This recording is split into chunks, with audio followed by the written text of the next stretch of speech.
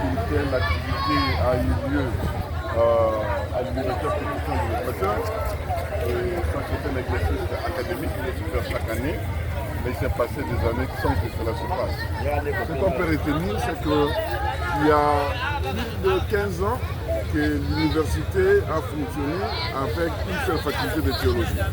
Et maintenant, il ne sera plus question. À la rentrée académique prochaine, nous aurons à ajouter 2 autres facultés, qui sont la faculté de sciences et technologies, dans laquelle vous verrez beaucoup de filières, informatique, la géomatique, travaux publics, construction, beaucoup d'histoires. Et aussi la faculté de sciences économiques et de gestion, où nous aurons beaucoup de filières aussi, au niveau des licences.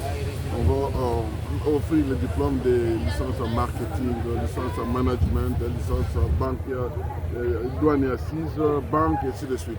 Donc ce serait une innovation au sein de l'institution, parce que ça n'a jamais été avant. Et cette année, n'oubliez pas que Bolengue, c'est un site historique. C'est un site historique. L'éducation a commencé ici depuis 1899. Donc ce serait une innovation vraiment. Vous avez aujourd'hui marqué la présence de techniciens et cette cérémonie qui est passée riche en couleurs. Vous avez au moins un nombre réduit des étudiants, mais avec tout ce que vous avez organisé, est-ce que vous avez eu tous ces moyens pour organiser cette cérémonie? On ne peut pas parler en termes de moyens. Quand on parle de moyens, on ne voit pas seulement les finances. Les finances ne résolvent pas tout. On peut avoir beaucoup d'argent et ne rien faire de bon. C'est l'organisation. On peut dire que c'est l'organisation, la détermination qui a fait que nous arrivions où nous sommes arrivés. Je ne sais pas si dans notre pays, il y a des institutions universitaires qui donnent des diplômes avec des pochettes de diplômes. Ça, je n'ai jamais vu. Et ça, ce sont des innovations. Donc, ce n'est pas un problème de moyens, c'est un problème de leadership, de vision, qui fait que nous fassions ce que nous avons fait. Vous avez lancé également des inscriptions pour l'année qui pointe à l'horizon. Quel est le message que vous avez à l'endroit du grand public?